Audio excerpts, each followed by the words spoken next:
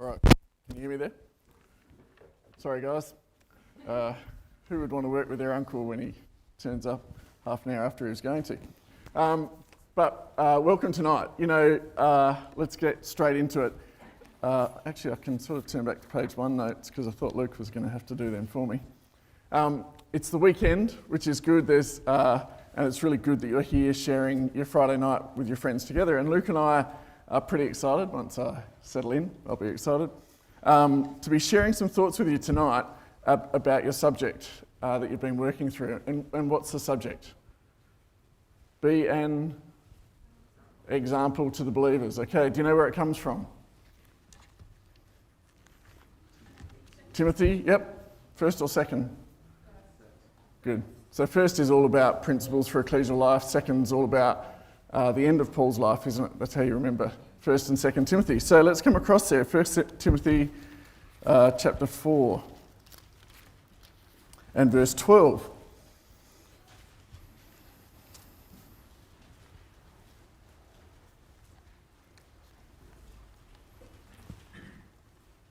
So Paul says to Timothy, "Let no man despise your youth, but be an example of the believers or to the believers in word, in conversation, in charity or in love, in spirit, in faith, in purity. Till I come, give attendance to reading, to exhortation, to doctrine." So you've already covered off being an example to each other in word with Uncle Tim Dean and with love, in love with Zach Heen. And tonight we want to talk about conversation. What's the King James word conversation mean in our language? Does someone have another translation? Who's got another translation? Be an example in... So it's got word. What's the second one? Conduct. In conduct. Okay, so tonight we're talking about being an example in conduct, okay? How we serve and how we behave is how we're going to break this up. So we just want to put this on the board for you. Oh, Lucky's already got the pens out here. I think they're the ones you like. He knows that I like lots of colours. Okay, so we always hide these in the Sunday school room from the little kids. So tonight we're going to talk about be an example in conduct. And in two areas in particular, the way we behave,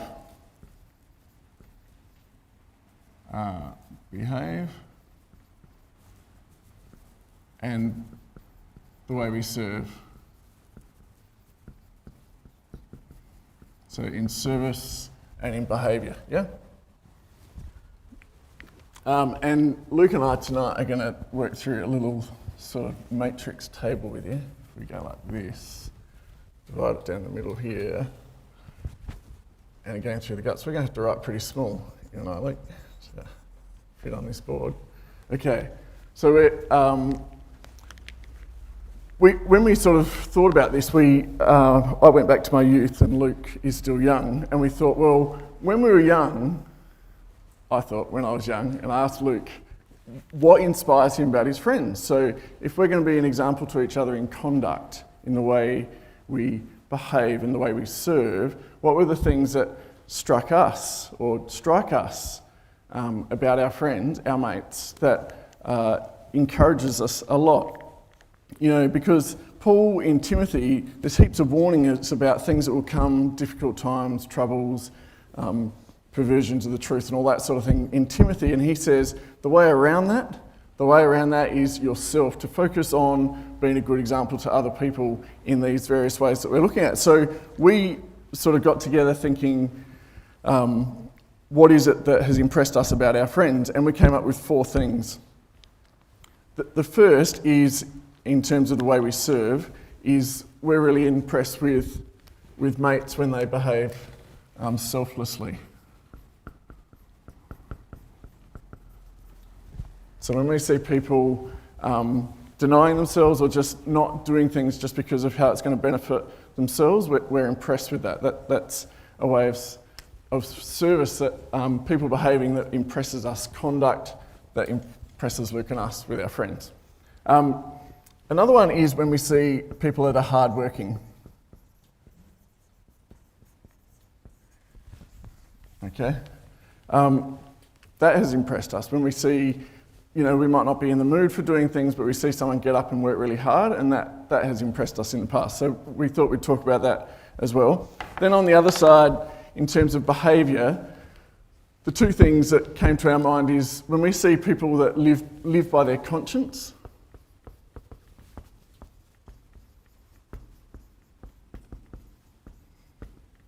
and make decisions because they've got their own conscience on things, that has impressed us. And we're also impressed with people that are keen about Bible study and make it easy to share the Word of God. That encourages us. So tonight, we've got this really simple breakdown, and that's why I'm with Luke, because he puts structure into things. And now we've got our structure on the board that we're going to work to. Okay, so Luke's going to kick us off and talk about the top right-hand side there, about what's inspired us about people being selfless and how we can think about that a bit tonight. Over to you, Luke. Oh, you need this one? Sure.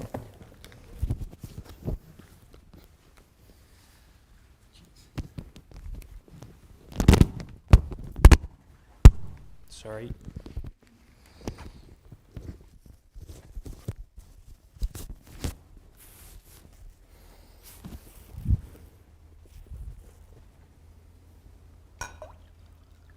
I drink a lot of water, as well. Alrighty, thanks Uncle Sam for that intro and for calling me young. I appreciate that. I am married now, but I'm still young. So tonight I'm going to be dealing with the right-hand side of the board, the two service topics for tonight.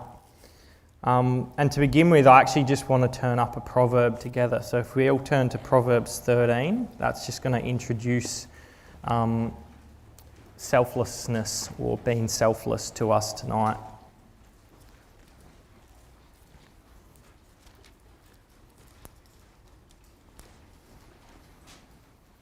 Proverbs 13, and we're going to read verse 7. I'll just put it up on the whiteboard while you're turning it up.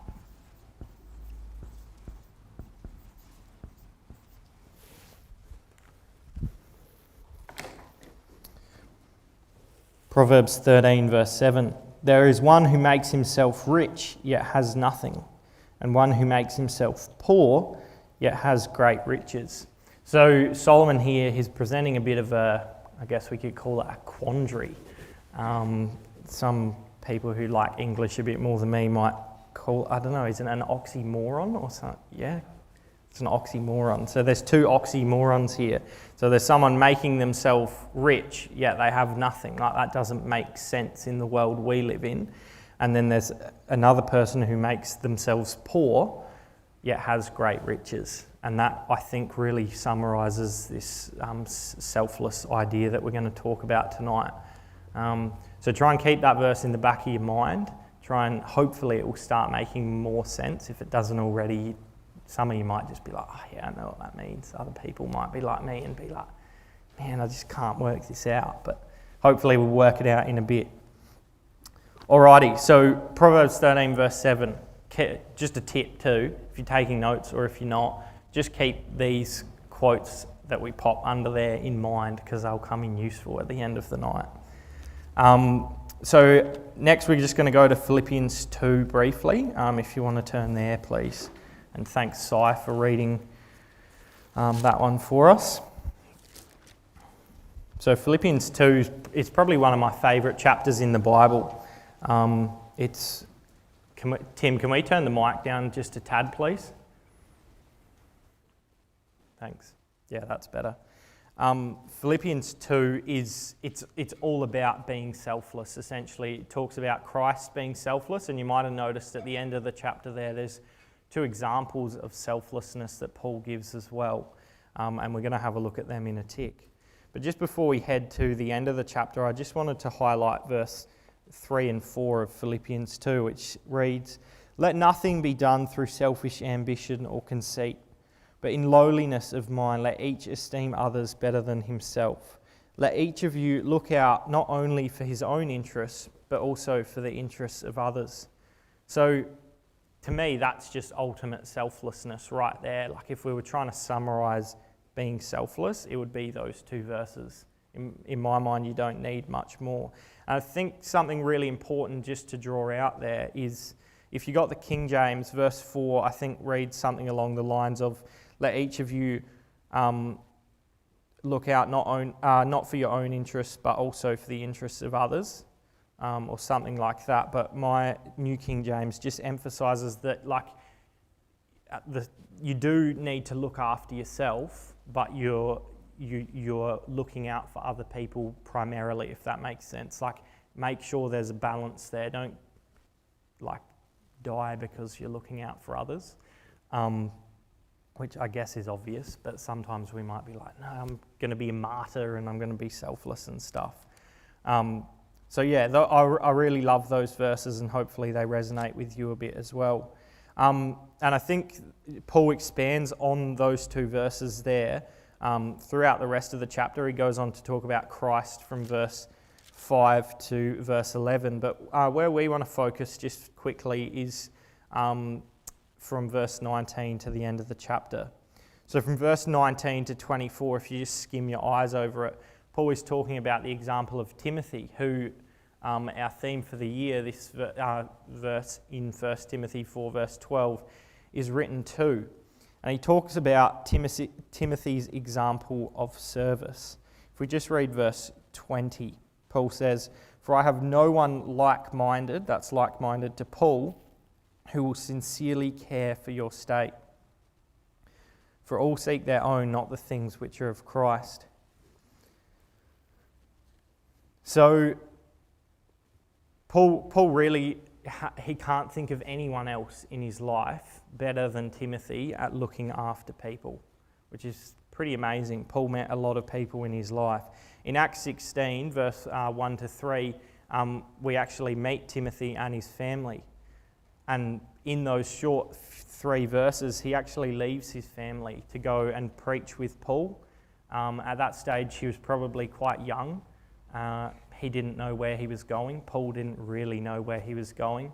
Paul actually had him circumcised because he was Greek so that he could preach to the Jews, which would have been painful, I'm sure. But Timothy already at that stage had that selfless mindset. He was willing to go through pain, both physical and mental, and to, I guess, step out into the unknown to preach the gospel. He had faith.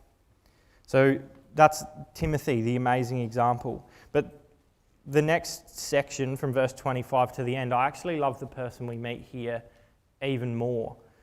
His name's Epaphroditus. As far as I know, we don't actually hear about him anywhere else beside in Philippians. If I'm wrong, you can let me know afterwards.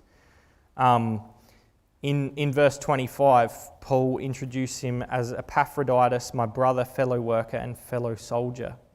And verse 26 and 27, I think, are quite amazing examples of selflessness. Paul says, "Since he was longing for you all and was distressed because you had heard that he was sick. For indeed he was sick almost unto death." That's very sick. "But God had mercy on him, and not only on him, but on me also, lest I should have sorrow upon sorrow." That's selflessness. We know the example of Christ, and that's why I've chosen not to focus on that as much tonight. But I think Epaphroditus here, he's really similar to that example of Christ on the cross. He's sick unto death, verse 27 tells us. And instead of getting all caught up in that and getting sorry for himself that he might die or that he's just feeling absolutely rubbish, he's thinking about other people and getting worried for them because they've heard that he's sick.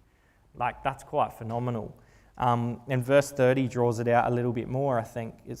Paul says, "Because for the work of Christ he came close to death, not regarding his life, to supply what was lacking in your service towards me."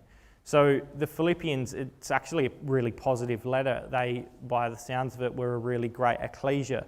But Epaphroditus had been, while he was really sick, been able to fill the void of their service, I guess we could say, that phrase at the end that says, "lacking in your service towards me." There was something lacking, and Epaphroditus, even though he was clearly struggling in his own personal life, made it his life's goal to do the work of Christ to fill that void. That's quite amazing to think about. So just quickly, I want to just put a question to you. Can you give me some examples of selflessness that you've witnessed in your life that have been inspiring to you? I'll give you a couple just to from my life, just to get the ball rolling. So one I really am inspired by is when I'm doing an annoying job, like heaps of dishes at a camp, or there's like heaps of annoying jobs at work. I had one today where I had to move boxes out into the warehouse and then back in. Like, it's so pointless. And another guy helped me. I was just like, oh, thanks, mate. You're so kind. Stuff like that. Or dropping meals off to people, those kind of things. What other things can people think of, examples of selflessness? Your mum, yes. Mums are very, very selfless. Any others?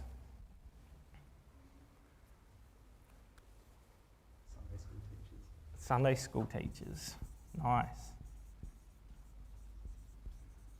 The cool thing is here, there's no wrong answer, so you can call something out.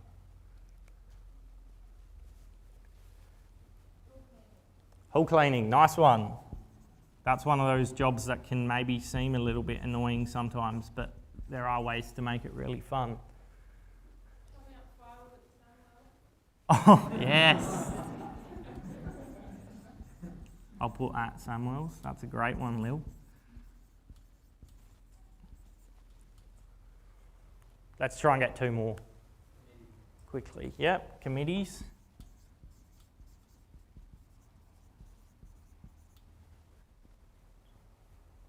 One more. Ez has got one on the tip of his tongue. All right. Dad, and we'll do that in each of our sections, so maybe be prepared for that. We'll kind of won't chuck you in the deep end straight away, but there will be some questions. Another really amazing one, really quickly, that I am quite inspired by as well is when people look out for others who, I want a better way to say this, but look out for people who need it. So it might be here at youth group, someone looking lonely or a bit uncomfortable. It might be at work, at uni, at school. It could be that homeless guy that you're walking past in Rundle Mall or wherever. Like, there's so many different examples of people who either are very obviously lonely, or that you can a little bit more subtly pick up that they're just a little bit uncomfortable.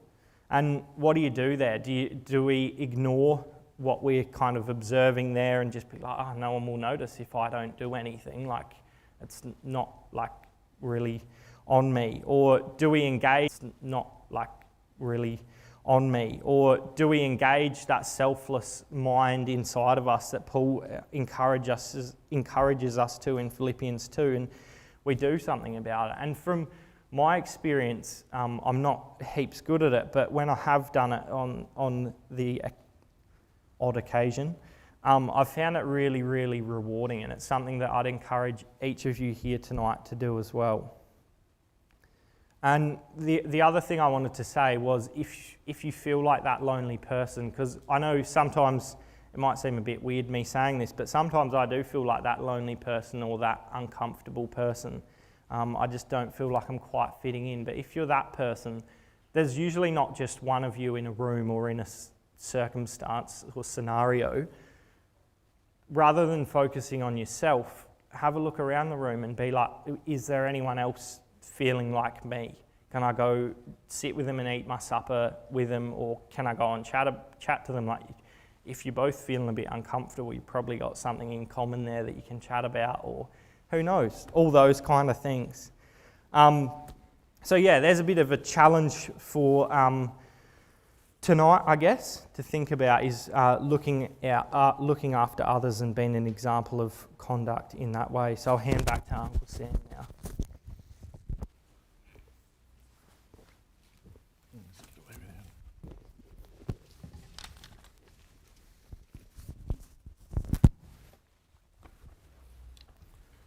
Okay, so thanks for that, Luke. So now we're going to talk about living by conscience for a while, and our key quote will be in 1 Timothy, back in 1 Timothy 1 verse 19. So we're talking about living by conscience here. I think these pens are better over here, Luke. So stick to these.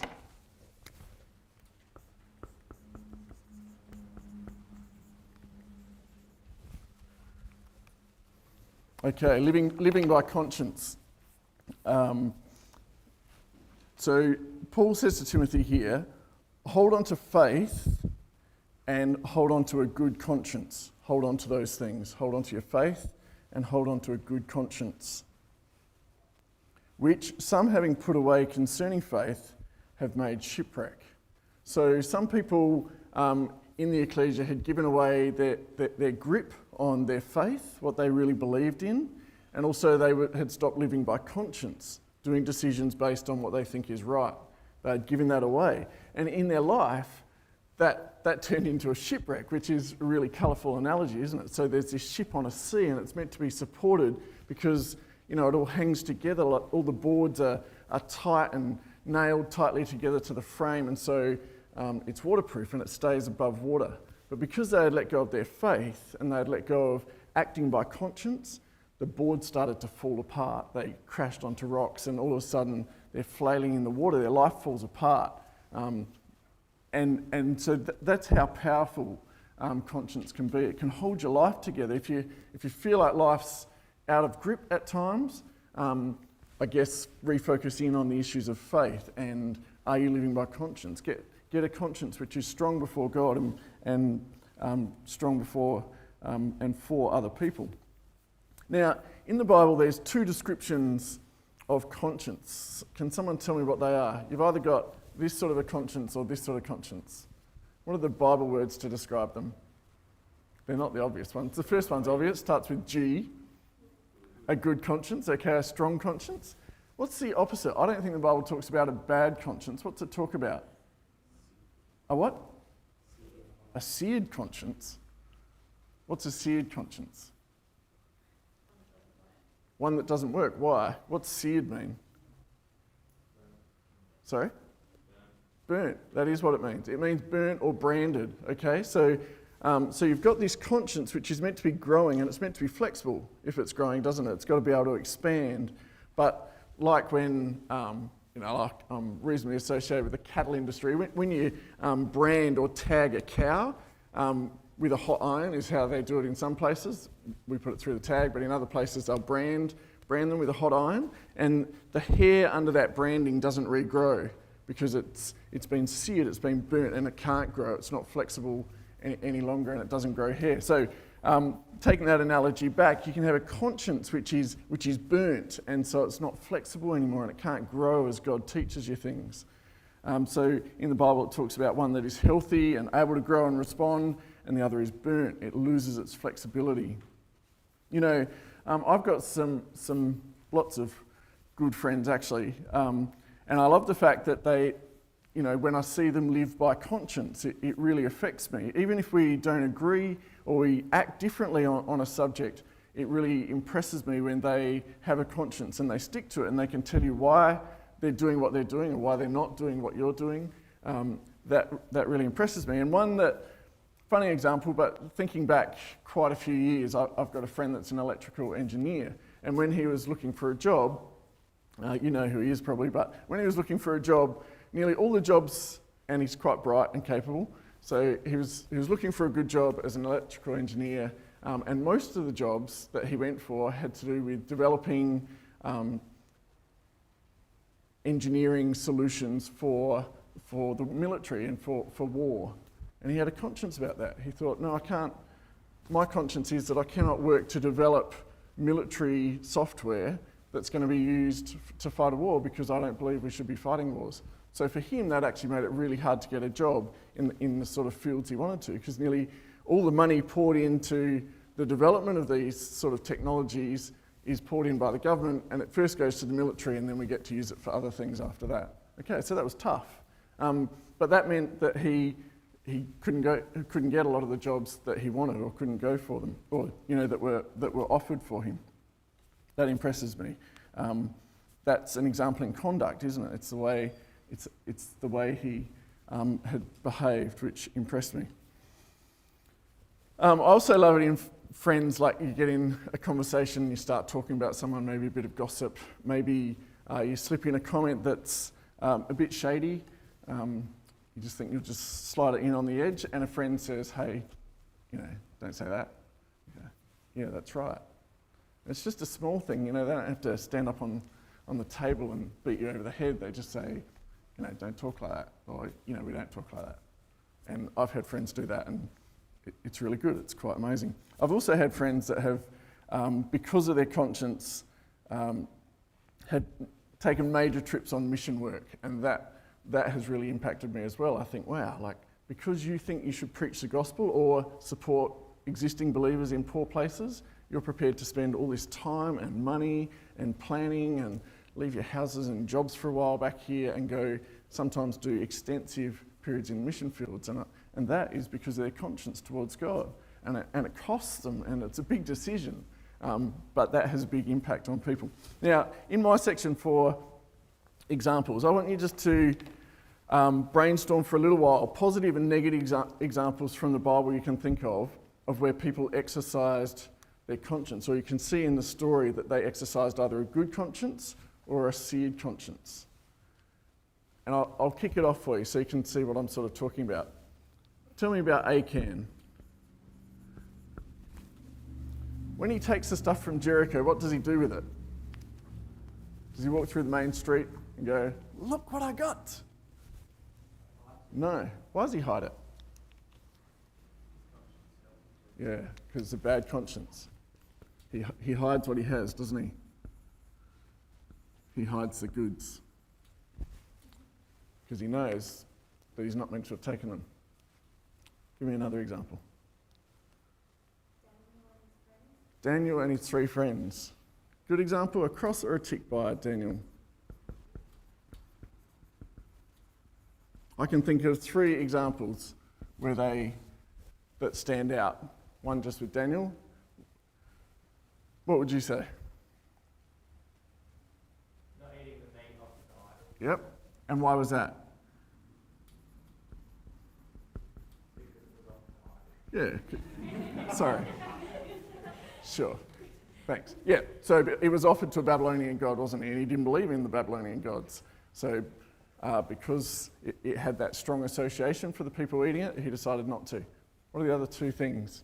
What happens in chapter 3, if you know your chapters of Daniel? What happens? It was suburban on Saturday night. Oh. Not bowing down to the idol. Yeah. Well done. Yep. Is that? Yep. And what does Daniel do in chapter 6 on threat of death? Praise. Because he thinks he should, and he thinks it's important, even though it's going to be a risk to his life.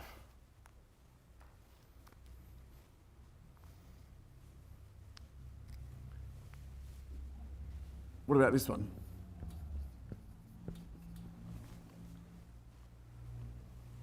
Can you think of an example of where Joseph acted out of conscience? And good or bad? Yes. Yep. Runs away, doesn't he?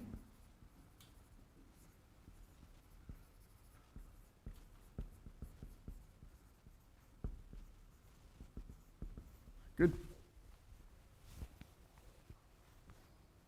What about Joseph's brothers, like on the other hand, when they threw Joseph in the pit, they had this big cover up for the rest of their life, they felt guilty about it. Yeah, and where does that come out? Where do you hear about the guilt? Where does that get explained in the story? At the end, doesn't it? Judah explains his guilt. The brothers think all of this has happened to us. They remember all these years ago, tens of years ago, they remember what they did to Joseph. They've never forgotten it. They've never properly confessed it to God. They've never expressed their guilt and asked for forgiveness and moved on, have they? So they carry guilt for decades. But it does mean that they acted against their conscience in the first place, doesn't it? You know, I really love the Daniel example because these were young, capable, good-looking men taken to Babylon. Babylon just could offer them anything, any promotion they wanted. They could have got themselves right into that wise men group, and people looked up to them as the wise people. So, and it would have been easier to progress that, wouldn't it, if they didn't worry too much about their Jewish heritage and worrying about what you're going to eat, because that'll just make you not fit in as much. And so there's so many opportunities that they had in Babylon for promotion. They could have been an officer in the army of the empire of the world. They could have been a ruler or a governor, any of those things. One of the soothsayers they could have been, and they give up all of that because of their conscience towards God. In Daniel chapter 1 and verse 8, it says that Daniel purposed in his heart not to be defiled with the king's meat. So that's a decision of the mind, of the conscience, isn't it? He purposes in his heart not to be defiled. Let's just come across to Psalm 119, just for a moment.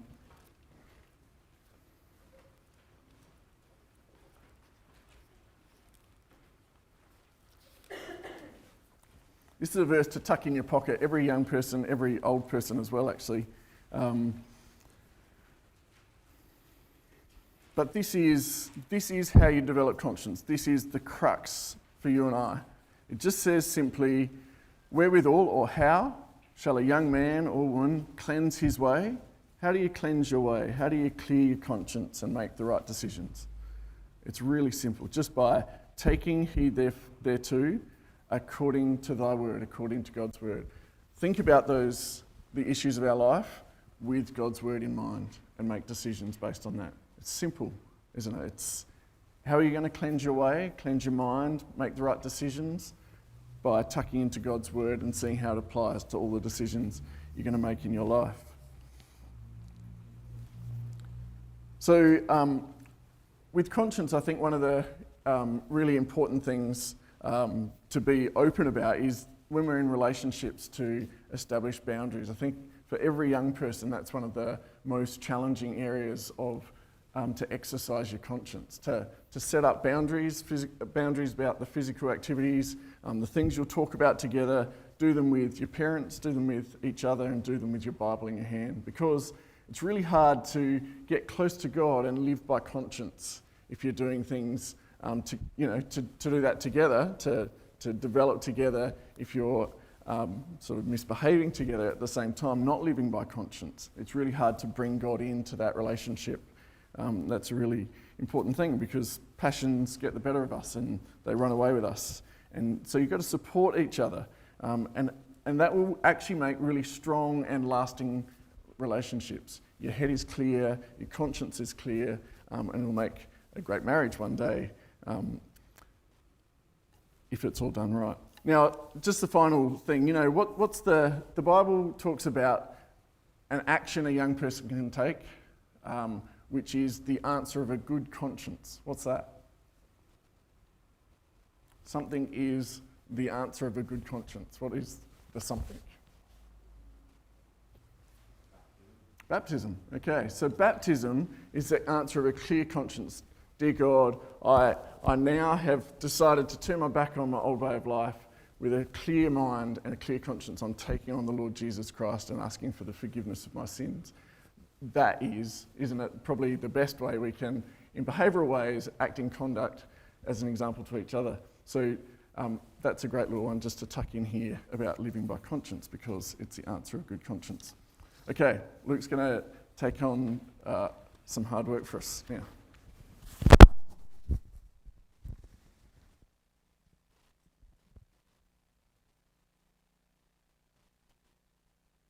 Alrighty, well I'm putting this mic on. Is anyone else warm? I can see a few red faces and I'm feeling a bit warm. Maybe could we flick the air cons on and have a quick stretch, grab a drink of water if you got your water bottle, because you've been sitting in your seats for a while longer than maybe would be usual. Have a stretch. Just freshen up a bit.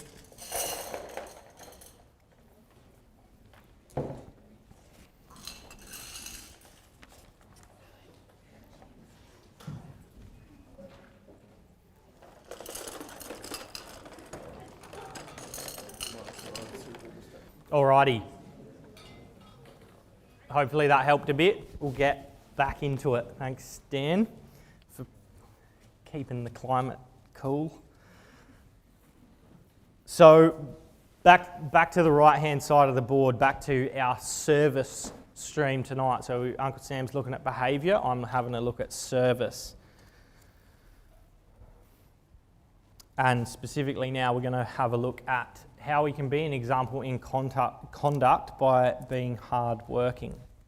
And again, we're going to go to Proverbs quickly, just to kick us off.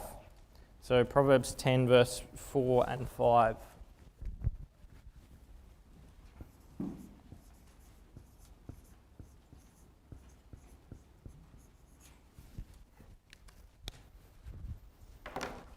Can I have a volunteer to read that? Does anyone want to read it nice and loud? Tom? Yeah, go for it. It becometh poor that dealeth with a slack hand, for the hand of the diligent maketh rich. He that gathereth in summer is a wise son, but he that sleepeth in harvest is a son that causeth shame. Cool, thanks Tom. So verse 4 hopefully isn't such a quandary as our previous proverb was. It's fairly straightforward. If you're slack, you're going to be poor. And if you're diligent, then you're going to be rich. It's quite sound wisdom from Solomon, but also quite obvious, I think, to most of us. But yeah, just for a little bit, I want to think about verse 5. He who gathers in summer is a wise son. He who sleeps in harvest is a son who causes shame. So Solomon focuses there on summer. He who gathers in summer. So let's think about summer for a second. It's nice and sunny, so that's good. It's hopefully not raining, that's good. I want to go outside and work hard. But it could quite likely be like 35, 40 degrees. That's pretty hot, like hotter than we were in here before the aircon was on. Nah, that wasn't that bad. You're going to sweat a lot. You'll probably get a bit stinky. Maybe you're out on a farm and you're not super sure if you got a shower at the end of the day. It's going to be pretty dusty too. Like, can I really be bothered going outside in summer and getting involved in the harvest? What would your choice be? Well, here Solomon says, he who gathers in summer, taking all that into account, if you decide to go out there and get involved in that harvest, you're a wise son or a wise daughter for the girls here tonight. But if on the other hand you go, oh no, I'm just going to have a sleep, like I'm going to have a sleep in, and I really relate to this because I'm so bad at getting out of bed, and I like go to work every day. If you could be like, oh, I just can't be bothered getting up, like it's too warm, my bedroom's like got air conditioning and I'm just so comfortable. That's not good. You're going to cause shame. So hopefully that little picture that Solomon's painted for us there demonstrates to us how important being hardworking is. So we're going to jump straight into our examples on the whiteboard again. I've got a couple here, quite a similar one to last time. My first one was volunteering for a tough job. So whether that's the dirty dishes or digging a hole when you're working for, like doing a working bee or working at your grandparents with your mates and you're like, no, I'll go and do that easy job and you dig the hole for me. No, if you're hardworking, you dig that hole. And the other one I had was getting up early or staying up late to get something done.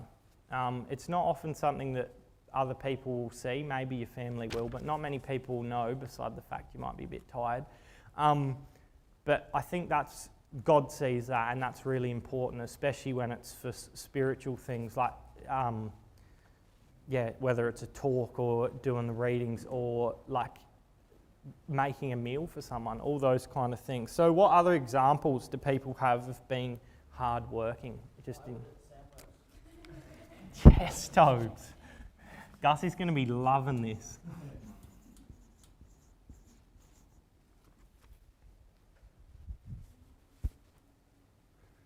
Gee, people mustn't have seen much hard work. Keeping the peace can be hard work from home. Yeah, for sure. You just sort of brush it under the carpet when you don't agree with someone. Yep, that's a really good one. Feel free to think a bit laterally. That one was a little bit outside of where I had kind of thought, but that was good. If you say something, it's gone up on the whiteboard.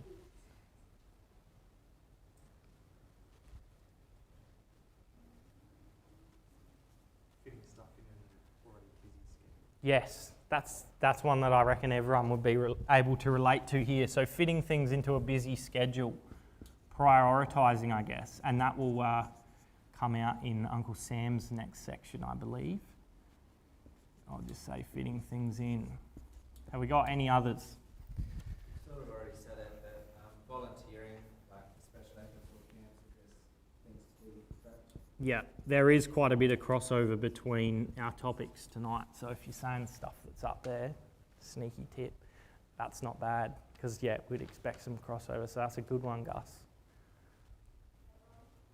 Hebron, was that Hebron?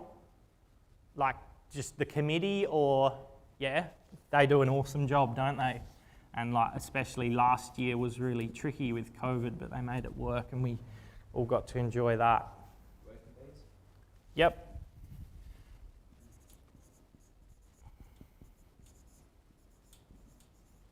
Yeah, often they might not seem that fun. They're on a Saturday, you might be playing sport or something and being like, oh, nah, can't be bothered. But it's often really rewarding when we do that. Speeches, very important. Yeah. Yeah, for sure.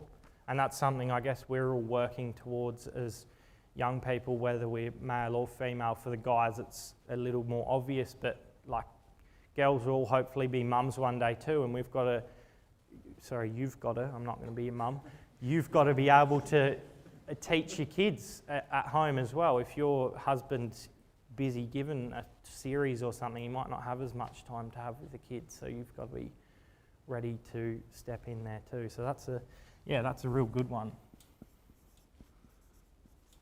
We might leave it there unless anyone has a really, really good one they want to put up.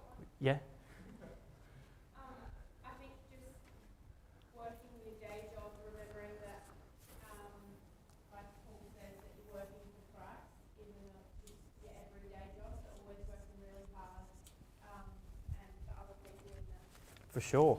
People absolutely notice that.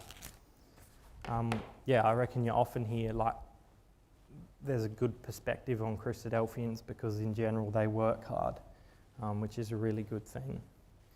The one I wanted to focus on quickly, which I reckon people didn't say just because it was in the other box, is mums.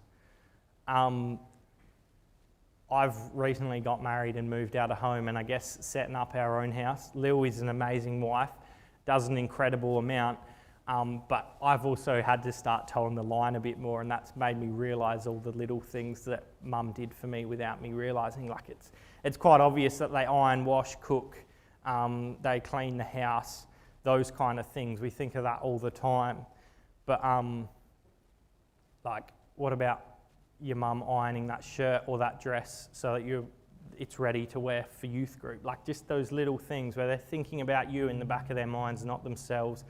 They're like we said, fitting it into that busy time. Like if it's youth group, you're probably having dinner beforehand. Often it's quite rushed, but still they've found that time to have that shirt or that dress ready to go.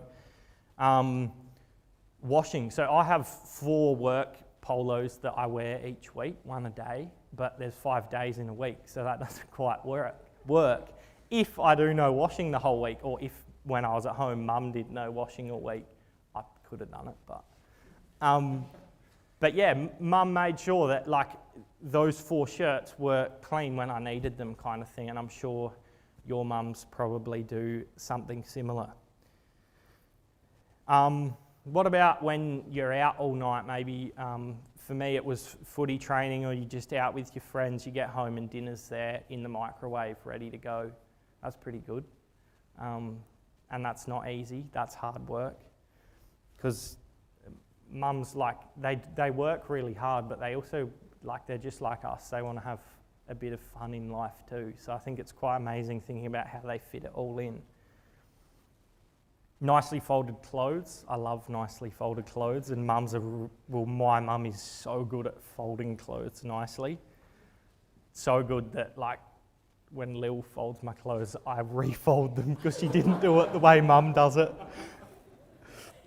But it doesn't matter. Don't be like that. Cleaning the house as well, vacuuming, sweeping, mopping, etc. There's probably like 3 things I don't even know about in cleaning the house, like dusting. How do you even do, what do you use? I also had making hot drinks like teas, coffees, hot chocolates for everyone just after dinner, like they've just cooked dinner, then you've eaten it. Someone might have complained about it, and then like mum's like, do you want a hot drink? Like that's, yeah, it's amazing. The list just keeps going on. Doing the dishes, we mentioned, and another one that my mum was really good at was gardening too. And we could keep going on all night, but we need to keep moving. So how much do we appreciate, specifically here, what our mum does for each of us? I'm sure your dad does as well, and you'd have siblings and friends who do the same kind of thing. And are we inspired by that? Or do we just focus on there'll be little annoying things too. Is that what we choose to focus on? What are we focusing on there? And the other thing as we wrap this section up that I just wanted to consider is thinking about how can we help? How can we help mum? How can we help people in our family, our friends with those jobs? From my experience, just helping with one thing, like I pack the dishwasher for mum sometimes, and it takes like 5 minutes, and I still leave all the big stuff on the bench for her to wash. And she's like real happy. It's not very hard to please them. So like, why don't we do that and do the dishes on the bench too? Those kind of things. Yeah, so hopefully that's helpful. Hardworking, I think, is a really important characteristic in both our spiritual life here in the ecclesia and in general to witness our faith, but it's something, like we mentioned, that people notice it at work. People will notice it in your hobbies that you do, if you do them really with gusto, I guess you could say. It's a good trait to just have throughout your life. So yeah, hopefully that's helpful and a bit thought-provoking, and I'll hand over to Uncle Sam now just to talk about how being keen on Bible study inspire him.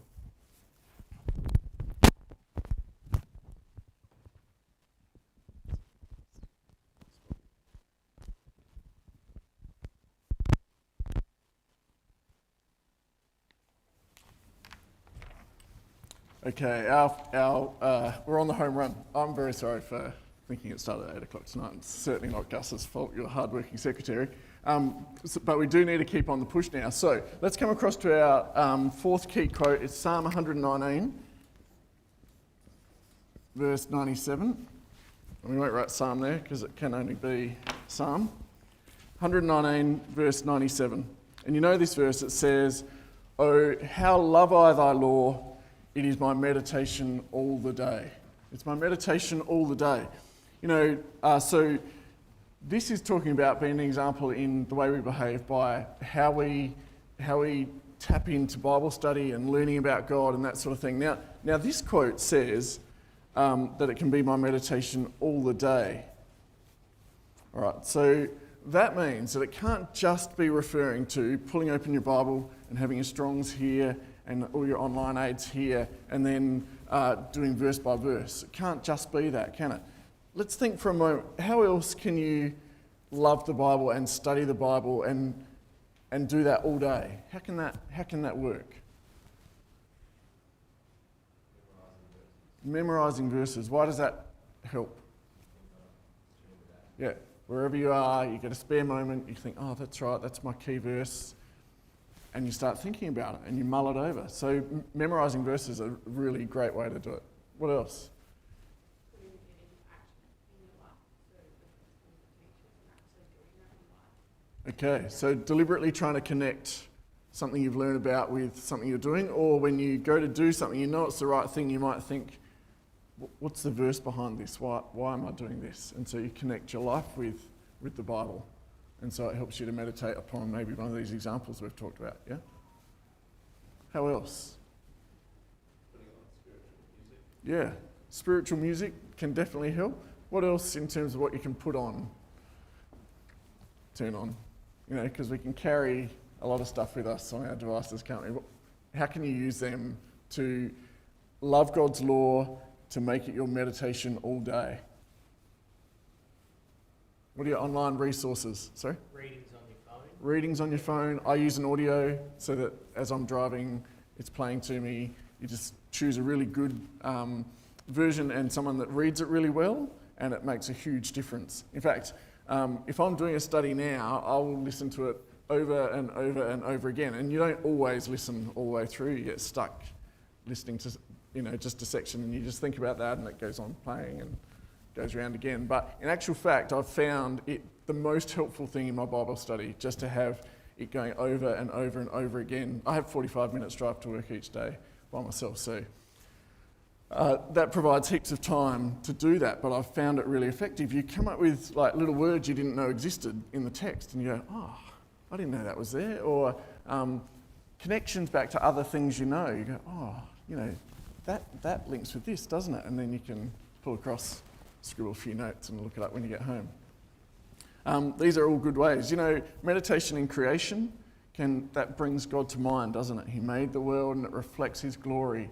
And meditating in creation can really, I find that particularly at the beach. I love to see the wide open surf and the power of the surf, and to just feel God's presence in all of that and to think about God.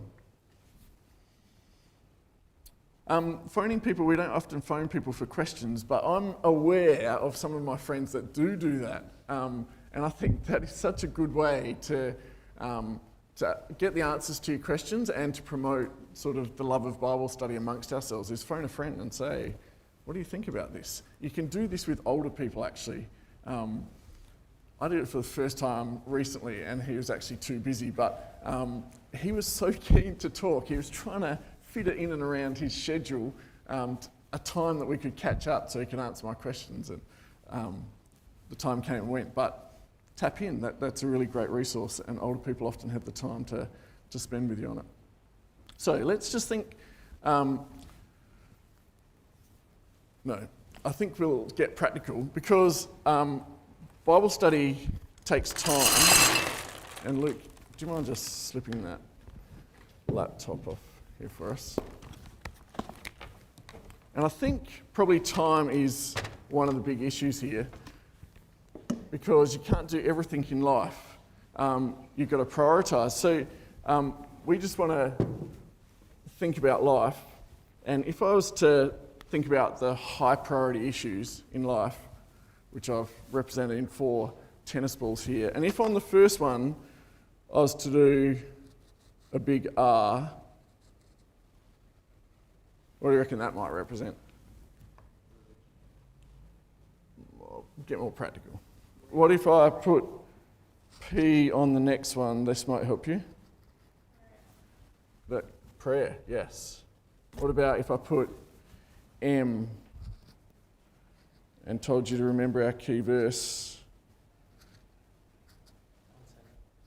Someone said it, sorry, meditation. So what was the R probably then? Reading, good. And what about this one? This is from Josiah. Roke.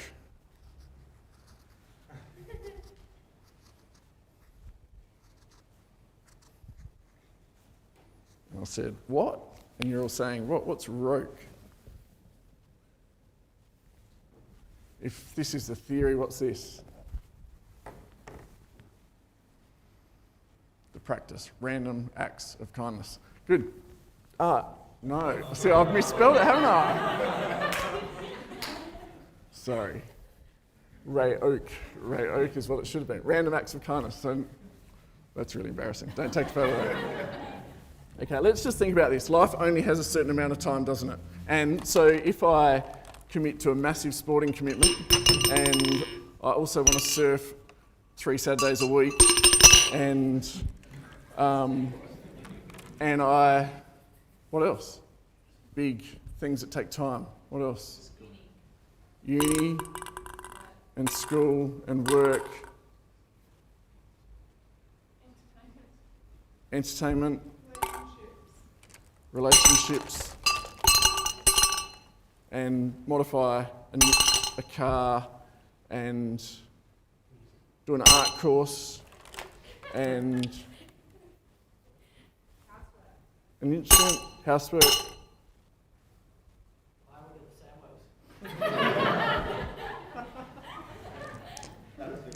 That's a good distraction. Okay, firewood at the Samuels.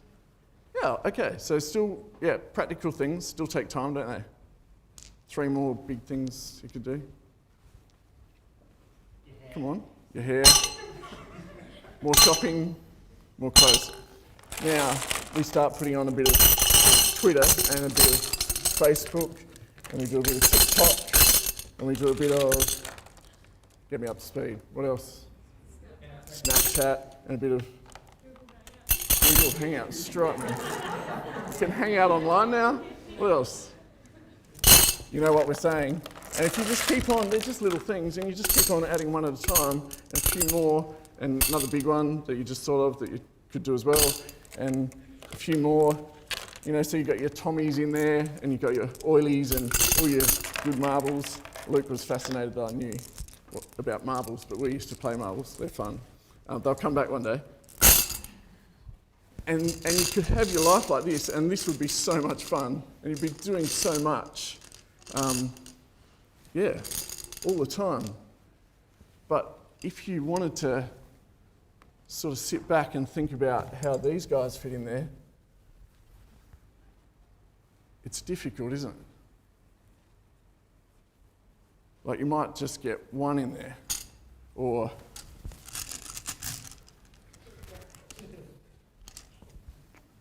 keeps coming out. That's the problem, you see, because you can't fit these in your life if you've got too much of this. And it's not that all those things were bad, it's just that if that's the way you pack your life, these will be left out, eh? Your reading, your prayer, meditation, time with God, and random acts of kindness. R-A-O-K. Okay, so this is how we pack life, isn't it? We put in meditation, random acts of kindness, reading, and prayer. When you look at it like that, you go, heck, that's a completely different life, isn't it? But that gives time for God, and it's not, well, probably these don't fit in, the really big ones. Maybe even, I might fit like one of these in, like that. Sort of. But you can fit some of these. So this might be a slightly lesser obsession with music or sporting prowess, or what do I like doing? Gardening, renovating my house. And there's time for a bit of this. But it all takes its place, doesn't it? And this is just simply saying that if you want this to dominate your life and for you to meditate day and night on God's word and to share it together and grow in those things, then you've got to put those things in your life as a time priority. So when you're planning your day, this has to be in there. I know, and you know, that this doesn't just roll in to the Saturday plan, does it? Stopping before you get on with what you really want to do, to read, doesn't happen unless you actually plan it out. And that's what we sort of want to think about tonight. I think we'll hand back to Luke to wrap up.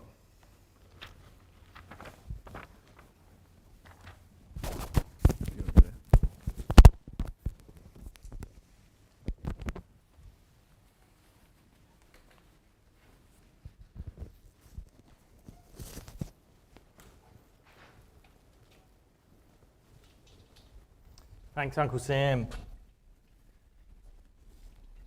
A blank whiteboard, that's a bit scary, isn't it? I thought that'd be funnier than it was, but... Alrighty. So, our theme for the year. What's our theme for the year? Example of conduct. Yeah, well, examples in that verse. But tonight we've looked at. Oh, is there a better pen? Being an example in conduct. I'm going to skip in because it doesn't matter what order you put things in. And then we broke it down tonight into how we behave and how we serve, didn't we?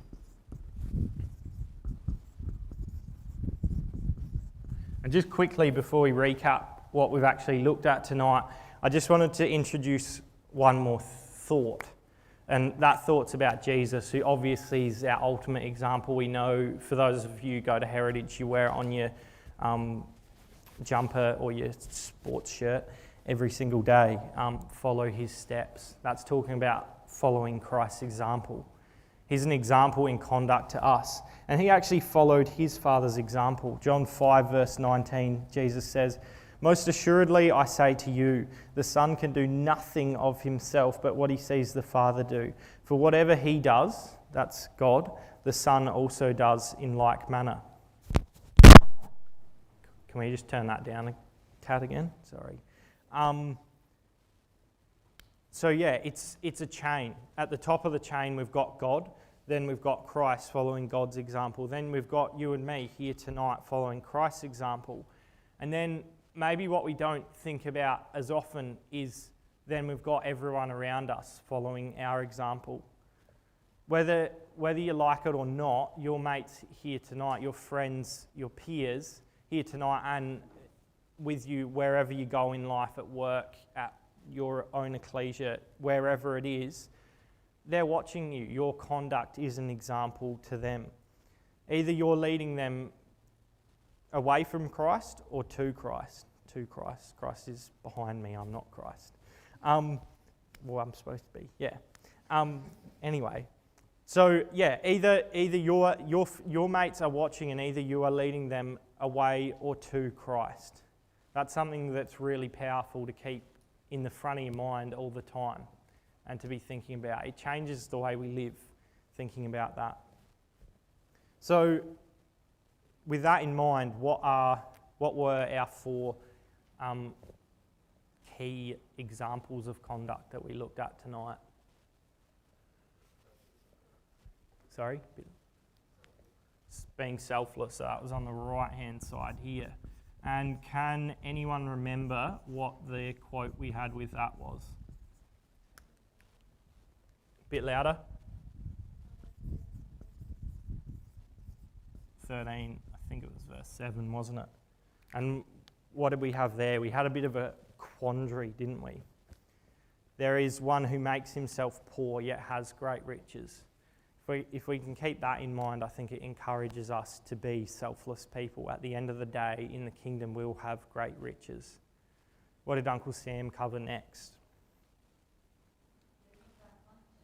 Yep, awesome. And what was his quote?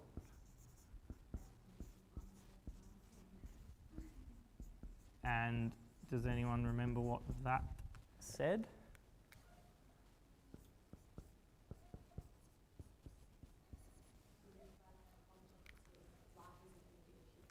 Yeah, spot on. That idea of a shipwreck, like the boat's sailing along fine, hits a reef, like you're in strife when that happens. And that's the way Paul describes our life if we don't live our lives with faith and with... Sorry, did I say Paul there? I did say Paul, yeah. If we're not living our lives by faith and with a good conscience, we're going to make absolute shipwreck of our lives. And you would have seen that with young people in the world around you. Maybe some of your friends, unfortunately, too. It's no good. Do we have a good conscience or do we have a seared conscience? That's a choice that we make. What was the next example that we looked at? Yep. And what was the quote there?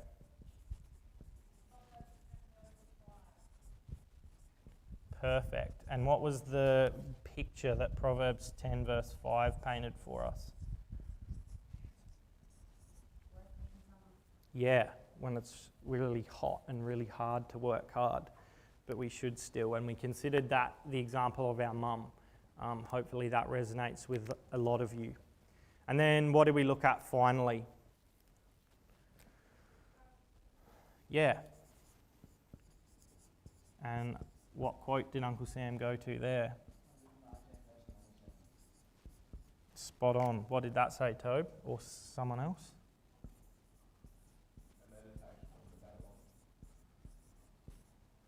Yeah.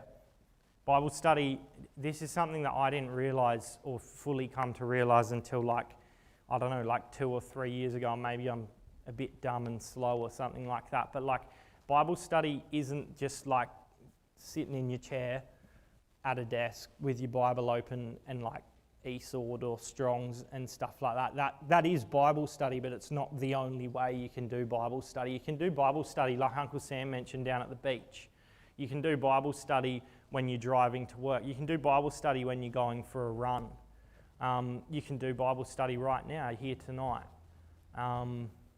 There's heaps of different ways you can do Bible study in every single moment of your life. You can even do it at work when you got those kind of mindless tasks where you can think about other things too. And that's so important because ultimately what impacts our faith is actually what we're thinking about. It's filling our lives up with whatever we fill our lives up with will affect our brain. It affects the way we think, and that affects our faith and the way we act as well. So it's so important to get those 4 balls, to prioritise them, prioritise that time in our lives and make that work. Hopefully that jar can stick in your mind, because it's certainly going to stick in mine. And it's something that we really need to think about. So tonight, what we want to take away is that just by being here tonight, you don't even have to be here tonight. You just have to be alive to be an example in conduct. Every single person on this planet is setting some example to every single other person around them. But the key thing that God cares about is whether that example of conduct is good or it's bad. Are we leading others away from Christ, or are we leading them to Christ?